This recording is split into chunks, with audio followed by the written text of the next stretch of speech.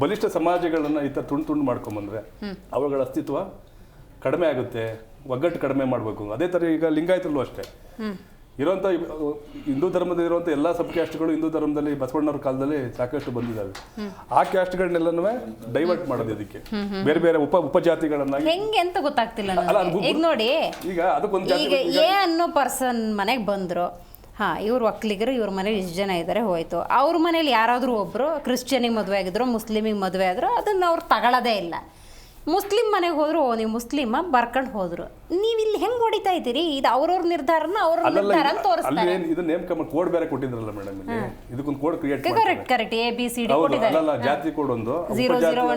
ಉದಾಹರಣೆಗೆ ಒಕ್ಕಲಿಗರು ಅನ್ಕೊಳ್ಳಿ ನಾವು, ನೀವು ಒಕ್ಕಲಿಗರಲ್ಲಿ ದಾಸಗೌಡ್ರ ಹೊಡೆದಿದ್ದಾರೆ, ಅಲ್ಲಿ ಉಪಜಾತಿ ಉಪಪಂಗಡಗಳನ್ನ ಗಂಗಡಿಕಾಡ್ ಗೌಡ್ರ, ನಾಮದಾರಿ ಗೌಡ್ರ, ಆಲಕ್ಕಿ ಒಕ್ಕಲಿಗರ, ಈ ತರ ಬಣಜಿ ಈಗ ಬೇರೆ ಬೇರೆ. ಅದೇ ಲಿಂಗಾಯತರಿಗೆ ಬನ್ನಿ, ಮತ್ತೆ ಅಲ್ಲಿ ಹಡಪದ ಲಿಂಗಾಯತ ಗೌಡ್ರ ಉಪಜಾತಿಗಳಿಲ್ವಾ? ಹಂಗಾರೆ ಇದಾವೆ. ಅದನ್ನ ಅವ್ರು ಹೇಳ್ತಾರೆ, ಮೆನ್ಷನ್ ಮಾಡಿ ತಪ್ಪಾಗೋಯ್ತಾ? ನಮ್ಮ ಇವರು ಸ್ನೇಹಿತರು ಹೇಳಿದ್ರು, ಯಾವುದೇ ಜಾತಿಯನ್ನ ನೀವು ಹೊಸದಾಗಿ ಒಂದು ಕಲಂ ಕೊಡಬೇಕು ಅಂತಂದಾಗ ಅದನ್ನ ನೆಲೆ ಮತ್ತು ಕುಲದ ಅಧ್ಯಯನ ಮಾಡಬೇಕು.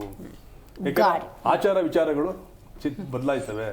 ಉದಾಹರಣೆಗೆ ಈಗ ಎಷ್ಟೋ ಜನ ವ್ಯವಸ್ಥೆ ಆಗಿದ್ದೆ ಕಸುಬಿನ ಆಧಾರದ ಮೇಲೆ. ದಲಿತ ಸಮುದಾಯ ಸುಮಾರು ಜನ ದಲಿತ ಸಮುದಾಯದವರು ಕ್ರಿಶ್ಚಿಯನ್ ಹೋಗಿದ್ದಾರೆ, ಯಾಕೆ ಫೆಸಿಲಿಟಿಗೋಸ್ಕರ ಹೋಗಿದ್ದಾರೆ, ಸರ್ಕಾರದಿಂದ ಸೌಲಭ್ಯಕ್ಕೆ ಹೋಗಿದ್ದಾರೆ ಹೊರತು ಇವತ್ತಿನ ಟುಡೇ ಅವರ ಆಚಾರ ವಿಚಾರಗಳು ಹಿಂದೂ ಧರ್ಮದ ಆಚಾರ ಪರಂಪರೆಗಳಿದ್ದಾವೆ. ಅವರ ವಿವಾಹದಿಂದ ಹಿಡಿದು ಅವರ ಬದುಕಿಂದ ಹಿಡಿದು ಅವರ ಅಂತ್ಯ ಸಂಸ್ಕಾರದವರೆಗೂ ಸಹ ಹಿಂದೂ ಧರ್ಮನೇ ಪಾಲನೆ ಮಾಡ್ತಾ ಇದ್ದಾರೆ ಗ್ರಾಮೀಣ.